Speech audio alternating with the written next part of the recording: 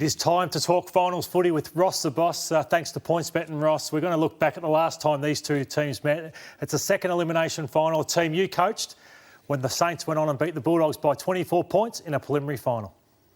The second preliminary final, the winner to take on Collingwood.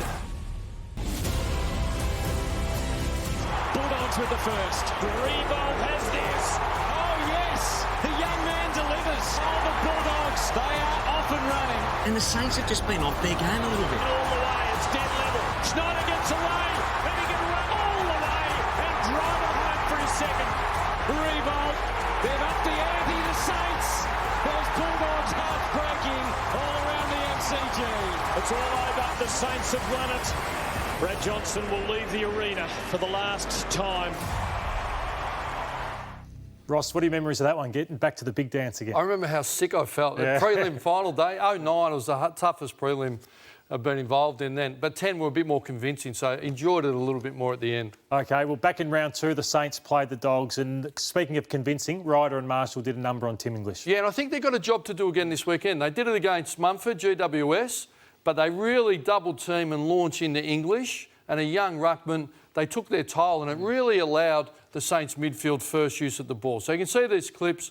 They really owned him around the stoppages and then ultimately took him forward and kicked a goal on him. So you can just see here, they'll lead up and they'll look to make him defend again. But I think that double team, what they did to Mumford, to really help their midfield get over the A-grade GWS players, they need to do it again, and it's a strong part of their plan in this final. And with that, Ross, with the dominance, it led to midfield goals because it was on a silver platter to them, and that really hurt the Dogs as well on this night. Yeah, 100%. Great point, Lloyd. You can see here, I think Billings is so critical. It's so much talent. He kicked 3 goals. They basically kicked 6 or 7 goals out of the midfield. So they'll look for that return again. No Gresham. Gresham had second highest disposals in that round, so no Gresham, the A-grader.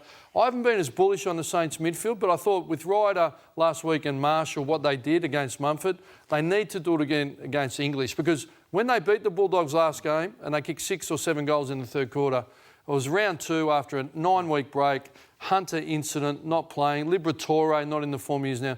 Whereas they're all cylinders at the moment, that Bulldog midfield, with Bontempelli.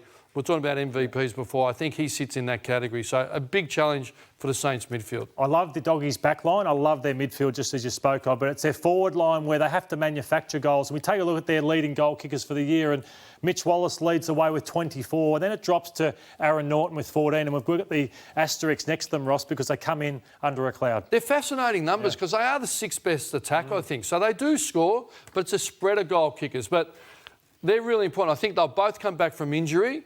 But let's look at Josh Bruce, 13 goals, and you pointed out to me earlier, 6 goals in 1 game. So he's averaging a half a goal a game.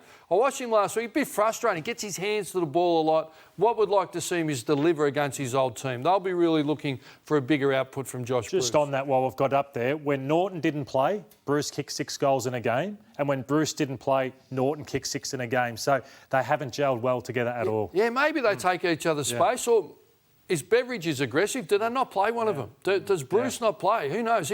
He's capable of a Beveridge. So, but I think he'll stick with it. Hey, Ross, you highlighted Caleb Daniel, who may be the All-Australian half-back only weeks ago, about putting time into him, and it happened on the weekend. He's an amazing player for his height. He is short, plays in the back line. I'd be nervous because you like flexibility, but they don't exploit him. But you can see here, we spoke about Crowden going to him, putting a lot of pressure on him. He did a great job on him. In the end, Beveridge had to move Caleb Daniel to the forward line to get away and give him some room. But you can just see, I think they'll go with something like Battle went to Haynes last week and really eclipsed Haynes and took him out of the game.